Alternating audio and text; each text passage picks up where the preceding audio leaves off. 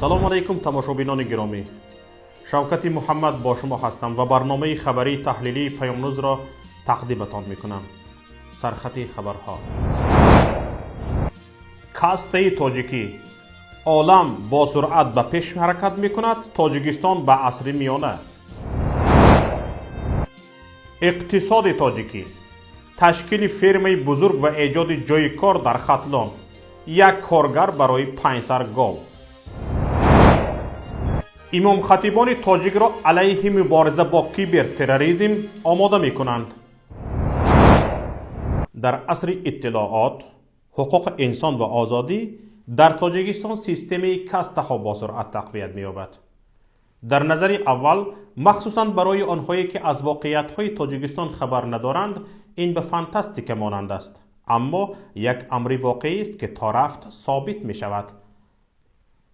جمعیت های تاجیکستان به چند کاسته تقسیم شده اند. پایان ترین زینه آن را مردم عادی اشغال می کند که سرشمارترین هم هست. این مظلوم ترین کاسته است که زندگی، رفاه، بایگری و حقوق های قانونی و فراقانونی تمام کاسته های دیگر را تامین می سازد. این هم در حالی است که بیش از نیم عصر است جهان کاسته های هندو را مایه شرمندگی بشر می داند و آن را با شدت محکوم می سازد. خودی مقامات هند و قسمت بزرگ از مردم این کشور هم به مبارزه علیه این پدیده منفور برخاستند و کوشش می کنند آن را از فرهنگ این مردم بیرون اندازند. امروز دو زینه اولی کاسته تاجیکی را برایتان معرفی می کنیم. کاسته عالی، عائله. در صدر کاسته های تاجیکستان خانواده رئیس جمهور تاجیکستان قرار دارد که به آن کوتاه عائله گفته می شود. این عالی ترین کاسته در تاجیکستان بوده از حقوق و امکانیت های بی محدود برخوردار است. در داخل خود این کاسته نیز به دو زینه تقسیم می شود. پیشوا، سرداری عائله. حال رئیس جمهور تاجیکستان امامعلی رحمان که پیشوای ملت عنوان گرفته است، قانونا معصوم شمارده شده است.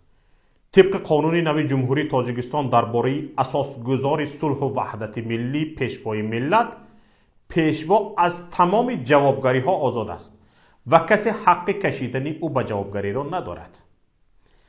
در ماده 5 همین قانون میخوانیم: اساسگذار صلح و وحدت ملی پیشوای ملت حقوق دخل‌ناپذیری دارد.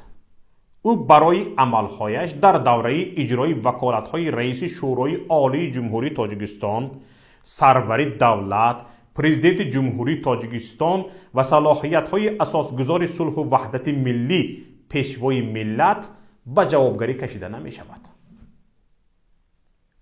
دوم، اساسگذار صلح و وحدت ملی پیشوای ملت را دستگیر نمودن، به حبس گرفتن، کافت و گاف کردن و مجبوراً آوردن منع است. طبق همین قانون تمام نیازهای پیشوا سر از منزل استقامتی تا خدمات طبی و نقلیات در سطح عالی از حساب بودجه دولت یکمری کفالت داده شده است. بر ضمن اینکه تمام نیازهای او از طرف بودجه تامین کرده می شود، به امامعلی رحمان یکمری به شاید بزرگترین نفقه در جهان تامین کرده می شود.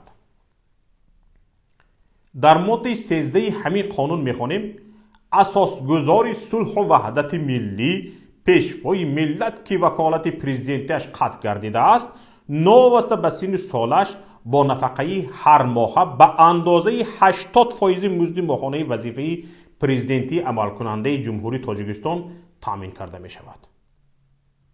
ماهانه پرزیدنت عمل کننده جمهوری تاجیکستان پنهان داشته می شود، اما طبق معلومات گوناگون آن از 50 تا 200 هزار دلار را تشکیل می دهد.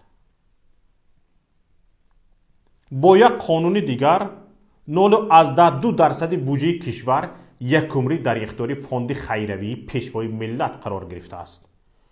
مبلغ‌های این فاند گویا برای کارهای خیروی مصرف خواهند شد، اما کسی حق تفتیش فعالیت آن را ندارد.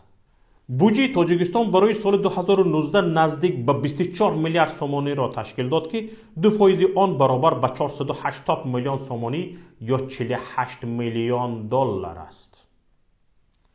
بجز از صلاحیت هایی که با تغییر قانون ها و حتی سرقانون به پیشوا داده شده است، او صلاحیت های دیگری را غیر قانونی صاحب شده است. یکی از چنین صلاحیت ها این است که او فراتر از قانون است و فرمانش از قانون و حتی سرقانون وزن بیشتر دارد. یعنی اگر فرمان او با قانون و سرقانون موافقت نکرد، اولویت به فرمان پیشوا داده می شود. این صلاحیت او کی هاست که در جامعه قبول شده و آن فرمانی بالا نامیده می شود. هرگاه شهروند به عمل غیر قانونی مقامات اعتراض کرد، مقامات آن را چون فرمان از بالا شرح می دهند و بحث با همین تمام می شود. بالا یعنی پیشوا.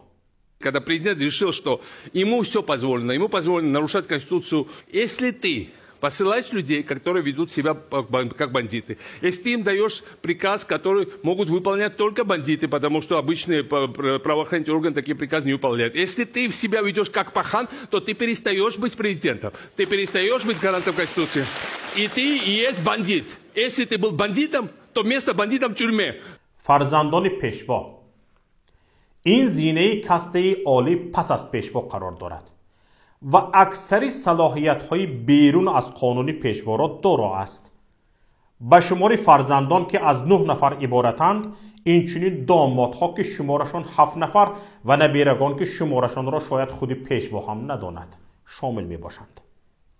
حرفی فرزندان دامادها هم، حالا نبیرگان تازه واردی بیزنس سیاست می شوند، بالاتر از قانون است و می توانند به دلخواه مقامات فرمان دهند و خودشان از حد قانون تجاوز نمایند. گذشت‌های همیشگی تاجیکستان به قرقیزستان در بحث زمینی نمونه بارز این صلاحیت هاست. به خاطر خلل وارد نشدن به قاچاق مواد سوخت دامادی رئیس جمهور شمس‌الله صاحبوف، مقامات تاجیکستان مجبورند همیشه در بحث مرزی عقب نشینی کنند. Для президента каждый погибший солдат – это часть, если у тебя есть сердце, часть твоего сердца умирает. Если у тебя есть калькулятор, когда ты считаешь доходы на войне, то тебе пофиг. تقسیم تمام ساحه‌های بیزنس و مناپولی غیر قانونی آنها، واگذاشتن راه اساسی کشور شمال و جنوب به آزاده رحمان و شوهرش جمال الدین نوریلیف که خلاف تمام قانونها و سرقانون است. به دست خسوری زرینه و پدرش سیاوش صبوری بیگ صبور دادن ساحه علاقه، غصب تمام بازارهای کشور از طرف دختران و دامادها، این روی خط را میتوان در چند صحیفه ادامه داد.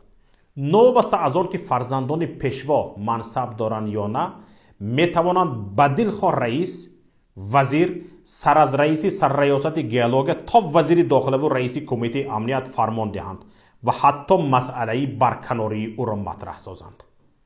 فرزندان پیشوا حق دارند دلخواه کان، کارخانه، شرکت، منزل و غیره را غصب کنند، فروشند یا به اختیار کسی دیگر واگذارند. مقامات موظفند این عملکرد آنها را با هر وسیله توجیه نمایند. در تقسیم منصب همه عائله سیستم کاسته را جاری کرده ایستاده است. حالا تمام وزیران و رئیسان تحت فرمانروایی آزاده رحمان قرار گرفتند. او عملا نفر دوم کشور است. سیستم پولی و مالیوی کشور هم در دست او و شوهرش قرار دارد. جمال الدین نوریلیف رسما معاون رئیس بانک ملی است، اما در اصل بانک ملی با رئیسش در اطاعت اوست. طبق معلومات منابع گوناگون بعد انتخابات قریب الوقوع این سیستم تثبیت بیشتر پیدا می کند. امام علی رحمان پیشوا با حق معین کردن سیاست کشور و فرمان دادن به رئیس جمهور، رستم امام علی رئیس جمهور، آزاده رحمان رئیس مجلس ملی، شمس‌الله صاحبوف شهردار دوشنبه و غیره. تا اینجا کاسته عالی را گفتیم. میگذاریم به کاسته اول، خویشاوندان. به این زینه کاسته اقربای رئیس جمهور و قداهای بیشماری او را میتوان وارد کرد. چرا بیشمار؟ چون با بزرگ شدن نبیره های زیاد پیشوا شمار قداهای او نیز با سرعت در حال افزایش است. اکثریت کل وزیران و رئیسان کمیته ها به این گروه شاملند یا یکی از نزدیکان رئیس جمهورند. برای مثال نایب اول سروزیر دولتعلی سعید و سردار خدمات گمرک خورشید کریمزاده پسرخاله رئیس جمهور، یا قدای او برای مثال سروزیر قاهر رسولزاده، رئیس خدمات علاقه بیگ صبور و غیره. در قسم از وزارت کمیته ها هرچند وزیر یا قدا خیشی رئیس جمهور نیست، جانشین اولش هست و وزن بیشتری از وزیر دارد. این گروه هم از امتیازات زیاد برخوردار است و در اکثر حالتها به قانون اهمیت قائل نیست. با آنها اجازه داده شده است هر قدری که دلشان میخواهد کشور و مردم را غارت کنند، اما با یک شرط: قسمی از اموال غارت شده باید در اختیار همان عضو عائله که به خانواده آنها پیوسته است قرار گیرد. ضمن صادر کردن دلخواه نوعی جنایت، چه کشتار، چه تجاوز و چه دزدی اموال دولتی، اعضای این کاسته و فرزندانشان از جوابگری جنایی آزادند. کشتارهای صادر کرده فرزندان دولتعلی سیدوف، امان الله حکوموف و قضیه مواد مخدر پسری رستم حکوموف و دیگر جنایت‌های این قوم را به خاطر میتوان آورد. یگانه جزایی که آنها میتوانند گیرند این است که در صورت اعتراضی جامعه شهروندی و زیاد نوشتن رسانه‌ها درباره آن جنایت، مجرم را برای مدت کوتاه حکم حبس میدهند، اما او به زندان نمیرود، بلکه موظف میشود در خانه اش پنهان باشد یا در خارج به سر برد. برای مثال دلاور گولوف که برای لطوکوب پلیس به زندان محکوم شده بود، در خانه اش به سر برده است. قسمی از وزیران و رئیسان کمیته هرچند نخیشند و نقدا، اما مورد التفات پیشوا قرار گرفتند. سبب چنین التفات دوستی خانوادگی بین آنهاست. برای مثال رمضان رحیمزاده سال 1990 در حالی که رهبر آبخیسیس بود، فرمی را که امام علی رحمان رئیسی آن را به دوش داشت تفتیش میکند. آن زمان چه حادثه رخ داد موضوع بحث دیگر است، اما از همان وقت این دو با هم دوست شده اند. و این کاسته چند نفر دیگر شاملند که بی داشتن هیچ قرابت خویشاوندی و دوستی خانوادگی وارد آن شده اند. اینها محمد سعید عبیداللهیف رئیس مجلس ملی، سیمومین یتیموف رهبر کمیته دولتی امنیت ملی و منصور عمروف جانشین سابق یتیموف و سردار سرریاست اجرایی جزای وزارت عدلیه. به کاسته اول شامل شدن آنها هیچ بستگی به التفات پیشوا ندارد. آنها قدرتمندتر از آنند که پیشوا تواند از التفاتش محروم سازد، هرچند این قدرت تا رفتر ضعیفتر می شود. هر سه این نفرانی که نامشان را ذکر کردیم به مافیای فرخار شاملند و ظاهرا از همدیگر پشتیبانی می کنند.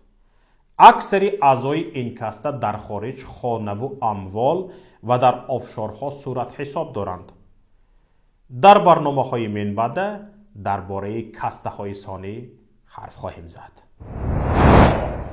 در ناحیه یاوان ساختمان فرم مالپروری برای 3000 سر چاروائی کلان شاخدار شروع شده است. طور دفتر مطبوعاتی حکومت ولایت ختلان خبر می‌دهد این فرم در مساحت 16 گکتار در جماعت آبشاران با دستگیری مالیوی جمعیت سهامی کشاده مرمری بنیاد می‌گردد. مبلغ عمومی پروژه طبق اطلاع منبع 8,500,000 دلار را تشکیل می‌دهد. قسم اول فرم برای 1000 سر گاو سال 2020 به استفاده داده خواهد شد. طبق اطلاع منبع فعالیت فرم اساساً برای استحصال گوشت روانه می‌گردد. در صورت پر را به کار آغاز کردن فرم 600-700 نفر به جای کار تامین خواهند شد. این هم در حالی است که در کشورهای پیشرفته در چنین فرم 4 یا 5 نفر کار می‌کنند. مقامات شرح نداده است که در صورتی به هر 4 یا 5 سر گاو راست آمدن یک کارگر چگونه میتوانند گوشت را ارزان کنند؟ همچنین منبع نگفته است که 600-700 نفر کارگر در یک فرمه گاوپروری چیکار میکنند. از ساختمان این فرمه رئیس ولایت ختلان قربان حکیمزاده دیدن کرده جهت سری وقت و با صفت بلند به انجام رسیدن ساختمان فرمه دستور و توصیه داده است. من بعد متخصصان خارجی همچنین مهاجران صاحب اختصاص تاجیک بعد از 1 سال کار زندگی بر اساس قانون نو فدرالی روسیه می توانند صاحب شهروندی این کشور شوند. این و چند خبر و رویدادهای دیگر را در گزارش همکارم صفیه واحدова بشنوید. من بعد متخصصان خارجی بعد از 1 سال کار و زندگی بر اساس قانون نو فدرالی روسیه می توانند صاحب شهروندی این کشور شوند. پیشتر متخصصان خارجی دوام 3 سال در روسیه زیسته اول صاحب سند RVP مجوز اقامه موقتی و بعداً VNG مجوز اقامه می شدند. در این قانون نو که از جانب پرزیدنت روسیه ولادیمیر پوتین امضا شد و روز 2 اکتبر به اجرا درآمد، گفته می شود تقدیم شهروندی به متخصصان خارجی در زمان کوتاه گروی رشد اقتصادی کشور می باشد. ویژگی قانون نو این است که مؤلفانش عنوان اختصاص‌های مورد نیاز بازار روسیه را از 74 تا 135 افزایش دادند. از جمله مقامات روسیه میگویند به پزشکی دندان، دکتری چشم، عصب‌شناس، جراح، روانپزشکی کودکان، شکسته‌بند و غیره ها احتیاج دارند. در فهرست اینچنین عنوان کسب و اختصاص‌ها در بخش کشاورزی، فناوری‌ها، صنعت، ژورنالیستیکا و غیره اضافه شده است. گفته می شود این فهرست اختصاص‌ها را وزارت مهنت روسیه با نظر داشته احتیاجات بازار کاری این کشور تهیه کرده است.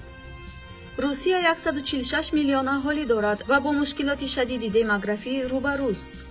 جلب مهاجران می تواند یک راه حل این بحران گردد. متخصصان روس می گویند میزان تولد در کشور کم و سرعت مرگ و میر زیاد است. مؤلفان قانون نو تاکید میکنند که همزمان روسیه منفعتدار جلب آدمان بلند اختصاص است. با این گروه مهاجرانی صاحب دیپلم، زباندان، صادق به فرهنگ و ارزش‌های این کشور و آماده مهاجرت با خانواده‌شان موافقت میکنند. کارشناسان میگویند درخواست اخیری دولت پاکستان برای اضافه کردن بندی جدید به توافقنامه طرح کاسه 1000 تاجیکستان را به متقاعد ساختن خریداران برق وادار میکند. خریداران برق باید شوند که تاجیکستان از عهده تأمین برق در دوام تمام فصل سال میبراید. مقامات پاکستان مدعی شدند که قیمت هر کیلووات ساعت برقی خریداری شده از تاجیکستان و قرقیزستان با به حسابگیری هزینه ساخت ایستگاه فشار قوی در شهر پشاور به بیش از 9 سنت خواهد رسید که از نگاه اقتصادی به نفع اسلام آباد نیست. از سوی دیگر در فصل سرما تاجیکستان و قرقیزستان خود به برق نیاز دارند و نمی توانند به پاکستان برق منتقل کنند. بنابراین امکان فعالیت خط کاسه 1000 در تمام سال فراهم نمی شود. این موضوعات سبب شده است که مقامات انرژی پاکستان متن سازشنامه طرح خط کاسه 1000 باید بازنگری شود.